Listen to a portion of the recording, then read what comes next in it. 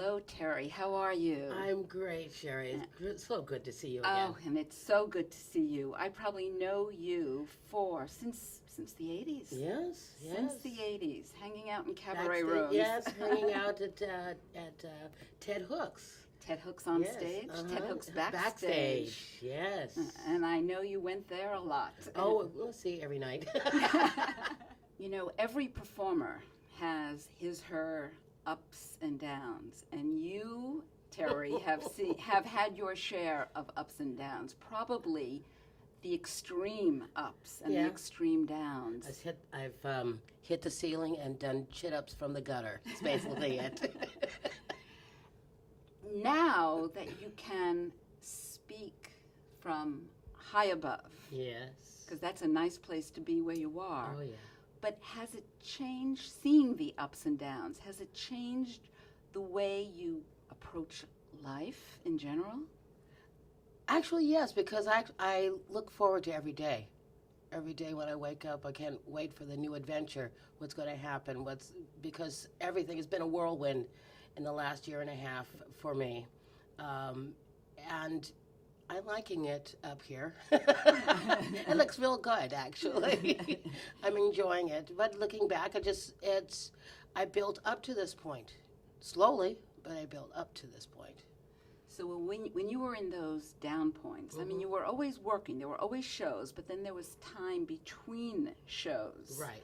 Where you weren't on stage. How did you handle that time for yourself? That's when I started working piano bars. At least I get a chance to entertain.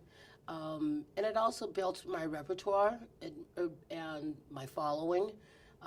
Being in Follies, there's a lot of people that are coming from 88s and Rose's Turn and Don't Tell Mamas over the years. They've been there at the stage door seeing them. So it's built its way to this point. So it was almost necessary. I mean, being on top, you really have to kind of work. You have worked yourself to the top. Yes, it's been a long, long period. It's over 40 years. So I've been building both spiritually and performing-wise, understanding cabaret and understanding Broadway, understanding working a song on a show and working a song from cabaret. Both of them balance out each other. Do you feel that your experience in cabaret has helped you on stage? I mean, there's a big difference I think there's a big difference between performing on stage and in cabaret rooms. Do you see the difference? Definitely. I think cabaret helped me, my improvement of my singing a song in a show, because in cabaret, you really have to tell the story. You must capture the audience from the very beginning. You don't have a chance. In Broadway, you have PR, you have people that are all around you, people come to see a show, not you in particular. So in a cabaret, it's you alone. And you have to bring these people in and have them interested in what you sing. So when they hear, I want to hear this song, it's because you struck a chord with them, that they understood the song, that they could relate to the song. And that, in cabaret, I've been moving that more into the Broadway, especially like with the song that I do in Follies is Who's That Woman? It's really telling the story. You've got to build, you can't just say, okay, who's that woman, and go up and down and stay on one level. It's a long, long number. I mean, that's 8 minutes of tapping. So incorporating the tapping with the song, it's almost like doing a cabaret act, and I am. I'm actually, with the song, in a sense, I'm breaking the fourth wall, but I'm actually performing as though I was performing in Follies many years ago. So it's that combination of the cabaret, put that show on, tell the story. That's what Stella does. Very well done. So cabaret really, because I've seen stage performers do cabaret acts, and it just doesn't work. They still have that fourth wall up. Here again, I guess because I was very fortunate to work in piano bars and getting over that fright. I remember those days when they asked me to sing, I can't do that. Oh no, I couldn't possibly do that. And now you can't get me away from them. It's it's a learning process, being able to strip yourself naked in front of these people because the fourth wall is down. You have to make eye contact. You have to get their heart and just pull strings on it while you're doing one song. You got to capture them that first song, or they're going to be yakety yakety yak. You ever be in a piano bar where you can't even hear yourself sing, and when you can get them to go from yak yak yak yak to hear a pin drop, you've done your job. And that's what I learned, and incorporating and bringing it back to Broadway is being able to take that moment, because I only have like one song in the show, but you got to take them by the kahunas, and you know what I'm saying? You just got to go with it. Right. So switching subjects now, you've been in a number of shows, on Broadway, off Broadway. Yes. Which of your roles has been the most challenging, and how were you able to meet that challenge?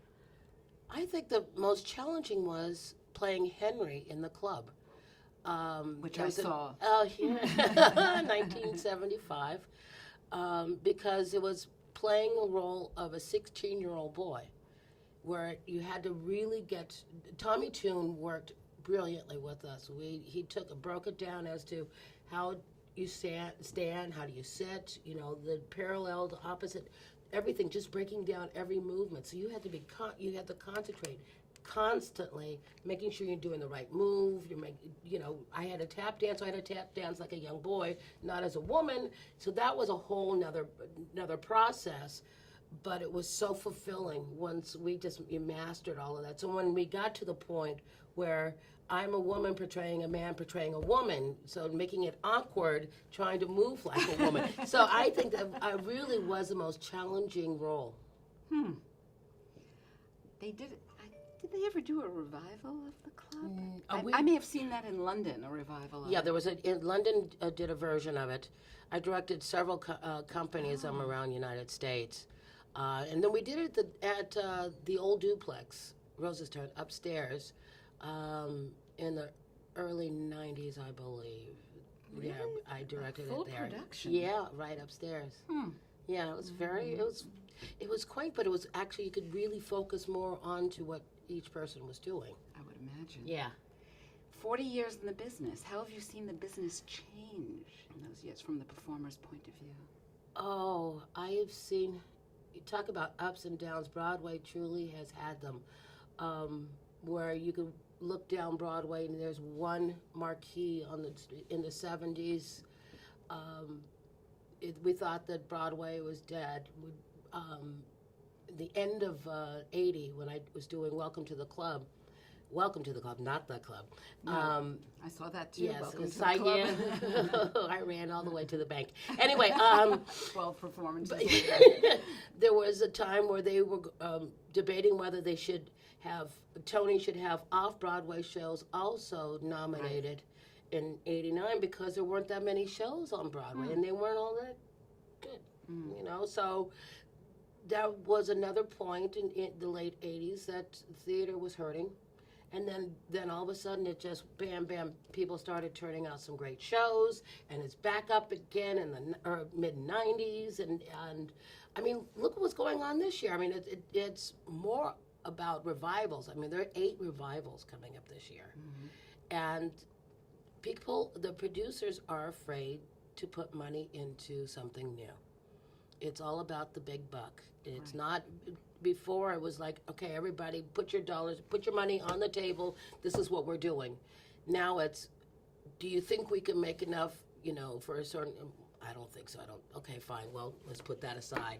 And there are very few originals anymore because it's become corporate. It is corporate and celebrities. Yeah. Celebrities from the film. Yes, big names that really never been on Broadway.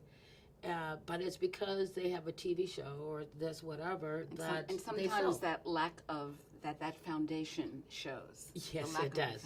It really does. And it's sad that that's what Broadway has come to. What about business-wise? I mean, with working with an agent, working with a manager, has that changed in the 40 years? No. You really have to do your homework. And again, let them know what you want to go up for. There's a great place I used to go to called Barrymore's that was over here on 45th. Yes. And every Thursday, I would get the theater index from them, and I'd sit down and bring my pad and go think, okay, this is a good show. This is what I want to do. And so Friday morning, I called my agent up and said, these are the shows I want to go up for. You did your homework. You do your homework. You know, you go around to the best people to find out what's going on are the stagehands. I used to swing around to McHale's and talk to the boys over there and think, so what's coming in? You know, they have their schedule. Very smart. 3 to 5 months ahead of time because they know what they got to book, what show or what theater they're going to be in, if they can do some extra work, so they know what's going on. Barrymore's is gone. So my homework is at nil, but I have management now that people are helping me with outside of my agent. Right. They're saying, okay, we heard this. This is heard through the grapevine, so this is what's coming up. That helps. What are your career goals now? Oh, there's a lot of shows that I've been thinking about. I've always wanted to do, and possibly there'll be a chance to do them. You know, you just don't know. You never know what tomorrow may bring. Absolutely. You know, you never know. Absolutely. Final word. There's lots of aspiring performers out there, and they look up to you now, Terry. Can you offer them at least one piece of advice that they can really embellish and be a kind of source of inspiration for them? Don't lose yourself. A lot of times, there's many times you go to audition after audition after audition, you don't get it, and you start beating yourself to death. Don't forget to love yourself, because that's one person that will always be with you through your entire career. And that's the kind of a proverb we should all learn, whether it be in the business or not. You really have to. I lost myself for a while, but I'm back. I found myself, and I like myself. No, I don't like myself. I love myself. And we all love you. Oh, thank you. Aside from catching Terri White as Stella Deems in Follies, you can see her in her own solo stance and in her own solo shows. Can you tell me, Terri? Well, first of all, November 14th, I'll be at the Town Hall doing the Broadway Unplugged, but that's with a group of people. But my own show will be at Feinstein's May 2nd and May 9th, Mother's Day.